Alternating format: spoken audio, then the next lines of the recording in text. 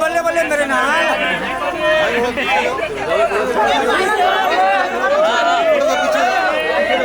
कि शायद मैं इस चीज़ के लिए नहीं बना हूँ। तो मैंने उसके बाद 1 महीना कोई फिल्म साइन नहीं की।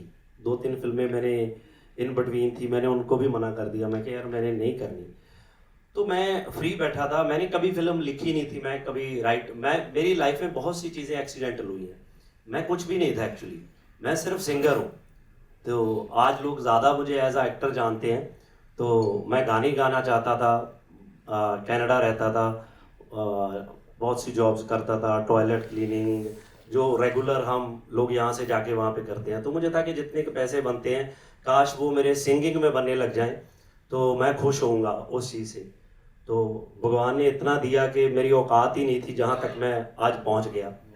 तो फाइनली कट शॉर्ट इस पे आते हैं कि मैं फ्री बैठा था, मुझे लगा कि यार कोई अच्छी फिल्म, कोई अच्छा सब्जेक्ट बनाना चाहिए। तो मेरे दिमाग में एक सब्जेक्ट आया, मैंने ना 3-4 राइटरों को सुनाया। तो वो कहते कि यार ये पाजी क्या लिखी थी, और विद डायलॉग लिखते थे तब, पूरी की पूरी वही रिलीज की, वही बनाई।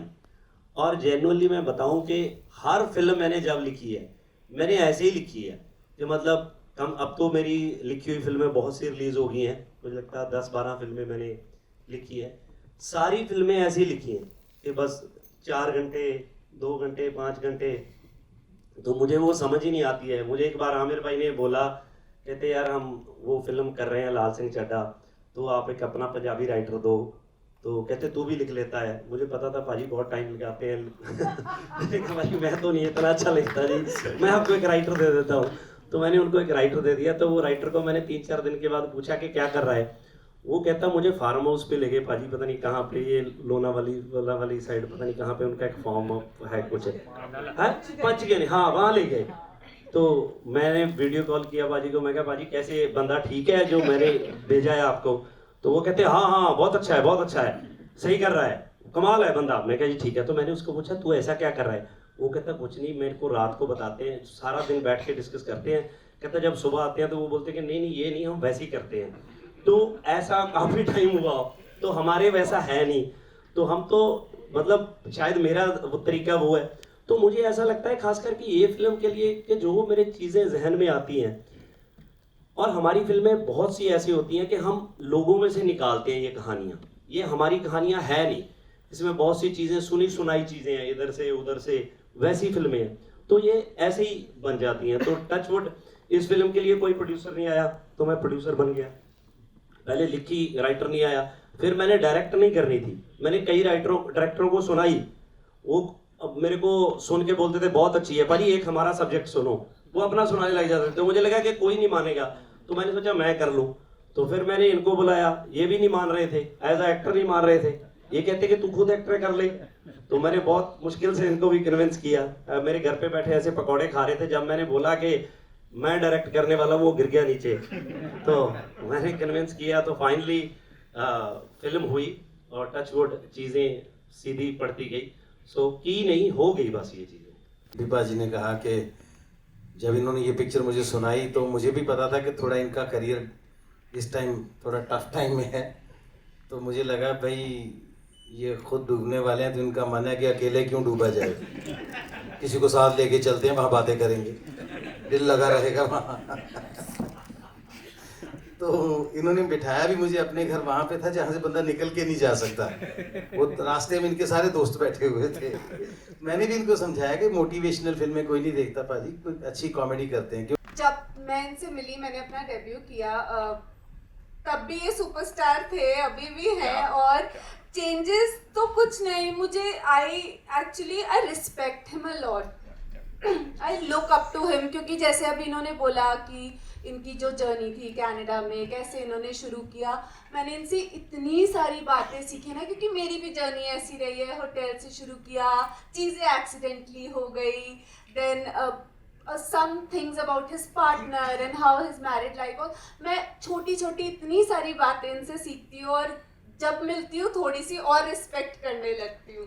सो यही चेंज है कि हर बार इज्जत बढ़ती जा रही है from everything that I learn from him. और जैसे सबको साथ में लेके चलते हैं, आई सी ये हम्बल में कैसे ऑपरेट करते हैं, और really respect him for everything. क्या बात है पाजी। ये बंदा नहीं बता पाएगा। क्यों? ये इमोशनल हो जाता है। वो पहले ही डरा दिया उन्होंने, बताया ना कुछ। टाइम वो 5 मिनट लेगा ऐसे करके। नमी तो आ गई है आंखों में ऑलरेडी पाजी। ਜਦੋਂ ਬਾਈ ਜੀ ਬਾਰੇ ਗੱਲ ਕਰਦੇ ਹਾਂ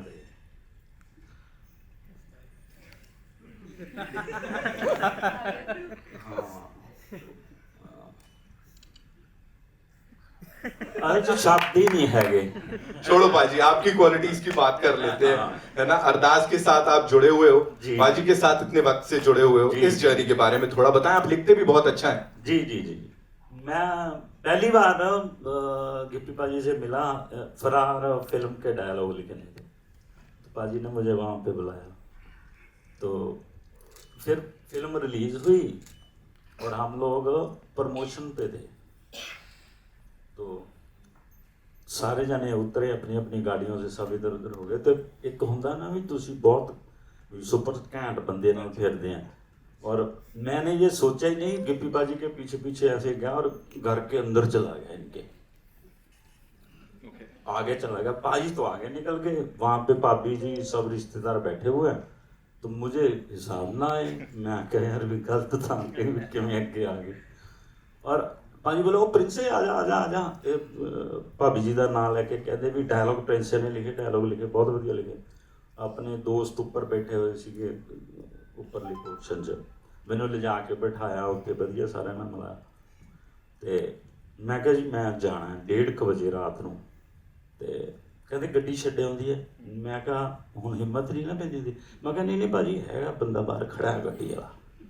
मैं बाहर निकलिया, 1:30 बज गए सी ते आटो मिलिया ना। ते मैं घर तो लैके खरड़ रहिंदा सी, मैं 4-4.5 किलोमीटर 4-4.5 किलोमीटर का फर्क था। तो बस फिर स्ट्रीट लाइटें हमको अच्छी लगती हैं, सड़क पे लगी हुई वाइट लाइनें अच्छी लगती हैं। बस चलते के मैं तुर के चुप करके 4:30 बजते नूं घरे पहुंच गया, 5 बजते नूं। ते तब से बस चला आ रहा हूँ साथ में। और एक बेहतरीन सफर चला आ रहा है, वो तो दिख ही रहा है पाजी। बिल्कुल, और लीड पे फिल्में तुसी मैनू देखो, मैं लगता है मैं हीरो होऊंगा। तुसी द प्रिंस हो पाजी, जो हमारे साथ हैं। Sir please I.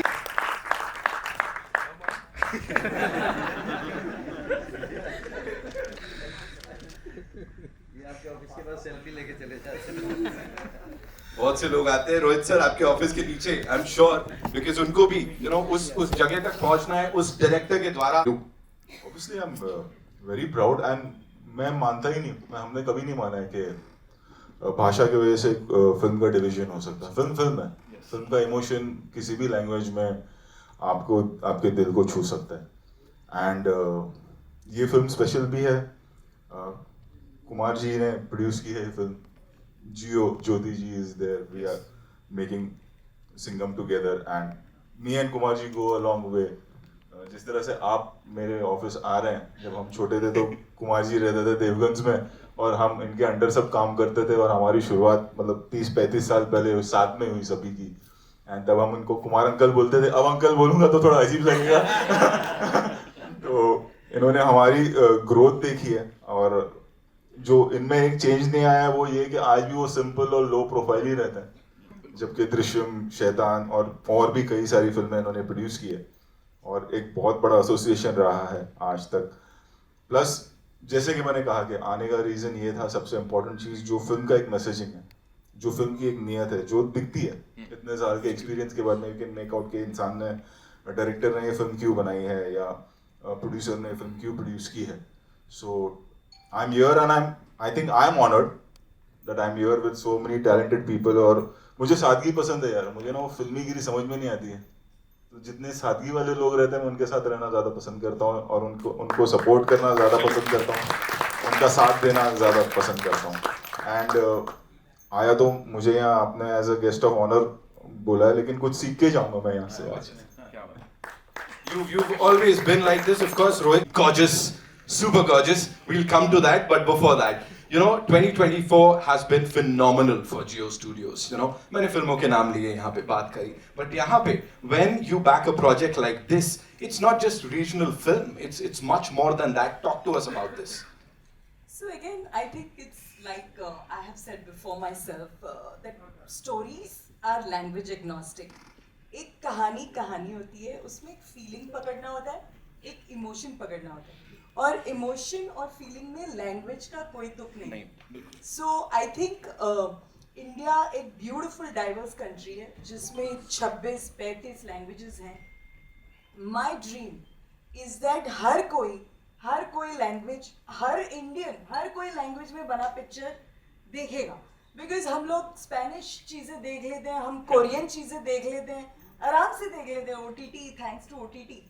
तो क्यों हम पंजाबी को रीजनल छोड़ देते हैं या मराठी को रीजनल छोड़ देते हैं? So my dream and endeavour will always be that a good story can be as big as any other story. So it's my privilege to be part of this team, and we hope to tell many stories together. I'm sure, and you've been doing that because you've got all these